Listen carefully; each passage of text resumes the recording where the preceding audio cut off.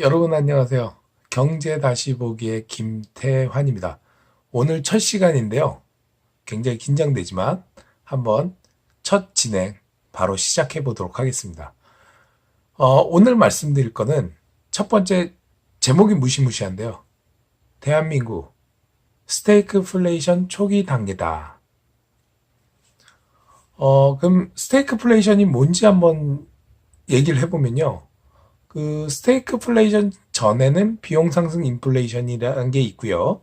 스테이크플레이션은 스테이크네이션, 경기 침체와 인플레이션, 물가 상승의 합성어입니다. 그러면 스테이크플레이션이라는 건 경제는 침체되고 있는데 물가가 올라간다는 얘기겠죠. 그러면 왜 그렇게 보는지 잠시 말씀드리겠습니다. 첫 번째, 그러면 비용 상승 인플레이션, 스테이크플레이션의 전 단계라고 하는 비용 상승 인플레이션은 도대체 무엇인가? 비용 상승 인플레이션은요, 저희가 다른 조건이 같을 때, 저희 환율이 평가절하되겠죠.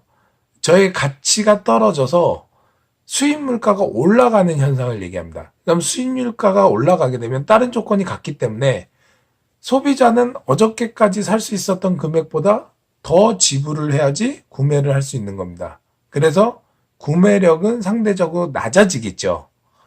그걸 갖다가 구매력은 낮아지고 있는데 수입 물가가 올라가서 물건 가격이 상승하는 현상. 그걸 비용 상승 인플레이션이라고 얘기합니다. 그거에서 더 심하게 나가면 스테이크플레이션. 경기 침체인데 불구하고 물가가 오르는 현상. 그럼 스테이크플레이션을 언제 스테이크플레이션이라고 부르기 시작했냐? 그것은 석유 파동, 1차, 2차 석유 파동 때 그렇게 됐습니다. 중동 오일 국가가 석유 파동을 일으켜서 가격을 갖다가 올려버리죠. 그러니까 원자재 가격이 상승하는 겁니다. 그러니까 이런 경우는 어떻게 되냐면 원자재 가격 상승에 의해서 경기는 침체가 되고 있는데 원자재 가격이 너무 갑자기 올라가서 침체가 되고 있는데 원재재 가격이 올랐으니까 상품 가격이 올라가게 되겠죠. 근데 그 소비자들은 구매할 수가 없으니까 물건을 못 사고 있는 상황입니다. 그래서 물건 가격이 급격하게 올라가서 경기는 침체되고 있는데 비교해서 물가는 계속 상승하는 그런 현상입니다. 그러면 스테이크플레이션이 왔었을 때 어떤 현상이 일어나느냐? 첫 번째, 물건 가격이 급격하게 올라가서 소비가 이루어지지 않아요. 그러면 소비가 이루어지지 않으니까 기업은 물건을 많이 만들 필요가 없겠죠. 왜? 팔리지가 않으니까. 그래서 기업에서 구조조정이 일어나고 기업 중에서 안 좋은 회사들은 망하기 시작합니다. 그래서 경기가 불황으로 들어가는 겁니다. 그래서 경기가 그렇게 불황으로 가고 있는데 불구하고 예전 말에 의하면 경기가 불황이면 물가가 떨어지게 돼 있습니다. 원래 인플레이션의 초기는. 그리고 경기가 호황이어서 사람들이 수요가 늘어났었을 때 물가가 상승하게 돼 있는데 그걸 갖다가 수요 인플레이션이라고 하는데 좀 이따 말씀드리겠지만 그 법칙에 벗어난 겁니다. 그래서 경기 침체인데도 불구하고 물가가 상승하고 있다.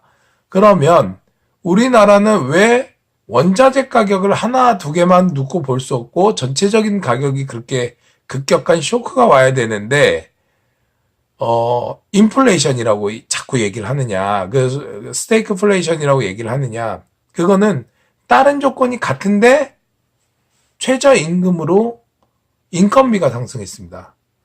일부 대기업들은 영향이 적을지 몰라도 밑에 있는 가게나 상가들은 물건 가격이 오를 수 없어요. 오를 수밖에 없어요. 특히 식당, 모든 가격이 인건비하고 연결된 부분은 오를 수밖에 없습니다. 대기업들도 생산직에 따라서는 오를 여지가 있지만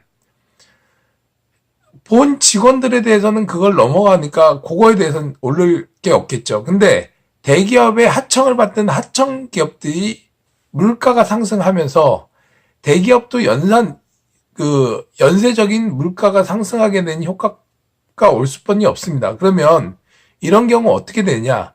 물가는 상승하고 있어요. 인건비가 올라감에 따라서.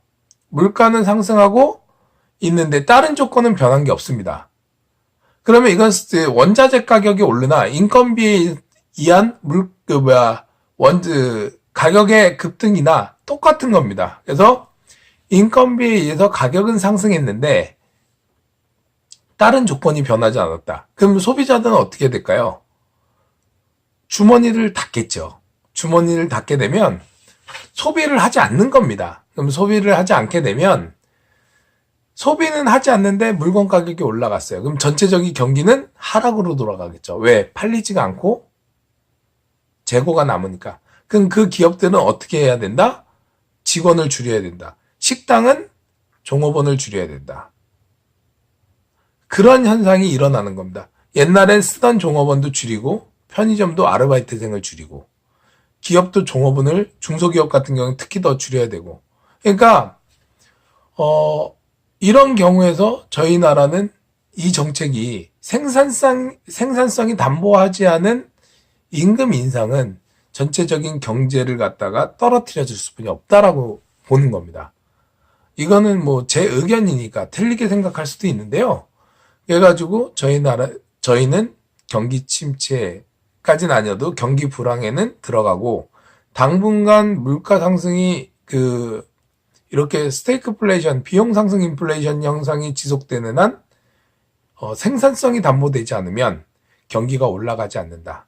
이게 제 생각입니다. 그래서 저희가 경제학 이론에 보면 생산성이 담보돼서 그거에 따라서 임금이 올라가야 되게 되어 있거든요. 근데 이번에는 반대로 임금을 올려서 생산성을 높이겠다, 아니면 소득을 활성화시키겠다고 얘기했는데 이게 지금 반대적인 생각이거든요. 생산성이 올라간 다음에 소득이 올라간 다음에 임금이 올라가야 되는데 그렇지 않고 임금을 올려서 소득을 높이고 생산성을 높이겠다라는 반대적인 입장인데 이런 경우에 사람들은 오히려 소득이 올라가서 생산성을 높이기보다는 거기에 만족하고 조금 더 나태해질 확률도 크죠. 그래가지고 이번에 우리나라 문제가 생긴 것 같습니다. 그러면 잠깐 저희가 비용 상승 인플레이션과 스테이크플레이션에서 간략하게 말씀드렸는데 그럼 인플레이션 종류에 대해서 다시 한번 말씀드리겠습니다. 인플레이션 종류는 크게 세 가지가 있습니다. 첫 번째 수요 인플레이션, 두 번째 비용 상승 인플레이션, 세 번째 통화량 증가에 대한 인플레이션. 이거는 저희가 교과서에서 항상 배웠었던 내용인데요. 그러면 첫 번째 수요 인플레이션에 대해서 말씀드리겠습니다. 수요 인플레이션은 경기가 상승을 하는 겁니다. 경기가 상승하니까 저희 소득이 늘어나요. 가처분 소득이 늘어나고 가처분 소득인 건 언제든지 시킬 수 있다는 소득이죠. 그러면 내 주머니가 든든해졌으니까 상품에 대한 수요가 늘어납니다. 그러면 상품에 대한 수요가 늘어나면 그걸 구매하고자 하는 그 욕구가 커져요. 그래서 그걸 구매하게 되면 그거에 따라서 물건을 갖다가 많이 필요로 하기 때문에 물건 가격이 상승하게 되죠. 그러면서 자연스럽게 구매가 많아서 인플레이션 올라가는 현상. 이걸 수요 인플레이션이라고 합니다. 이게 과거 저희가 얘기했었던 2차 세계대전, 1, 2차 세계대전 전까지 있었던 상황의 인플레이션이었고요. 그럼 비용 상승 인플레이션은 뭐냐? 그럼 비용 상승 인플레이션은 아까 말씀드렸던 대로 원자재가 올라감에 따라 원자재나 수입 물가가 올라감에 따라 그거에 대한 다른 조건이 같은데 물가가 상승하는 겁니다. 근데 조건이 변화가 없다 보니까 수요가 줄어드는 겁니다. 그래서 물가는 올라가고 있는데 수요가 줄어들고 있는 상황. 그걸 비용 상승 인플레이션이라고 합니다. 그리고 잠시 전에 말씀드렸던 수요 인플레이션은 각국의 경제 정책을 쓸 때 어느 나라에 약간의 수요 인플레이션을 일으켜서 지속적인 성장이 가능하도록 정책을 쓰고 있습니다. 마지막으로 통화 증가 인플레이션에 대해서 말씀드리겠습니다. 그러니까 제가 지금 통화 증가 인플레이션 하기 전에 그 비용 상승 인플레이션이 저희 나라 현재 상황에 맞다라고 보는 겁니다. 그러니까 저희 나라는 인플레이션 중에서 지금 비용 상승 인플레이션이다. 세 가지 중에서는 현재까지는. 근데 통화 증가 인플레이션은 대표적인 나라로 저는 베네수엘라를 보고 있습니다. 그래서 베네수엘라에 대한 얘기를 좀 더 다시 하겠지만, 그 비용 상승 인플레이션에 대한 베네수엘라에 대한 걸 다시 얘기했지만, 통화량 증가에 대한 인플레이션은 나라가 경기가 안 좋으니까 돈을 막 찍어내는 겁니다. 그러면 돈의 가치가 있을까요, 없을까요? 없겠죠. 그러니까 현금 가치는 떨어지니까 사람들이 현금 가치가 떨어지기 전에 상품을 막 구매하는 겁니다. 그래서 상품을 구매하게 되면 그 물가가, 그 상품 가격이 급등하게 된 겁니다. 그래서 물가가 급등하게 되고요. 물가가 급등하게 되면 또 통화가 있어봤자 별거 없으니까 통화를 자꾸 찍어서 통화를 갖다 모든 있는 돈을 물건을 사려고 하는 거죠. 그럼 나라에서 물건값이 자꾸 올라가고 경제가 안 좋아하니까 계속 통화를 찍어내게 되죠. 이 형상이 악순환으로 되는 겁니다. 그러면 이런 경우에 이제 지금 베네수엘라나 옛날에 2차 세계대전, 1차 세계대전 후 독일의 같은 경우죠. 이렇게 급격하게 올라가는 현상을 하이퍼 인플레이션이라고 하고요. 그러니까 통화량 증가에 대한 인플레이션이 급격해지면 하이퍼 인플레이션이 되고 비용 상승 인플레이션이 급격하게 되면 스테이크플레이션이 되는 겁니다. 그래서 이런 경우 예전에 독일, 뭐 우리나라 조선시대 때 당백전, 그리고 지금 베네수엘라 이런 현상이 되는 겁니다. 그래서 저희는 일단은 첫 번째 비용 상승 인플레이션이고요. 만약에 거기에 돈까지 찍어내게 되면 통화량 증가 인플레이션도 같이 올 수 있겠죠. 그래서 일단은 이거에 대한 뭐 제가 잘 알지 못하지만 풀 수 있는 문제는 첫 번째 통화 가치를 하락시키고, 두 번째는 그러니까 물가를 잡아서 통화 가치를 높이는 게 제일 좋은데 이미 올라간 물가나 임금은 떨어뜨리기가 쉽지 않으니까 일정 부분의 통화량을 하락시켜서 경쟁력을 유지시켜 주면서 일부러 이제 통화량을 많이 찍어서 돈의 가치를 하락시켜서 지금 임금을 하겠죠. 그럼 결국에 상쇄되죠. 암만 임금을 올려도 물가가 상승되는 만큼은 상쇄되기 때문에 실질적으로 임금 증대, 실질 임금에 늘어나는 폭은 없는 겁니다. 그래서 그런 상황인데 어쨌든 경쟁력을 만들기 위해서 그런 식으로 해서 경쟁력을 유지해서 생산성을 향상시키고 더 많은 구인, 사람들을 뽑게 돼서 취업시키고 그러면서 점차적으로 소득을 만들어가는, 생산력에 따라서 임금이 자연스럽게 올라가는 이런 방법이 제일 좋을 게 아닌가 생각합니다.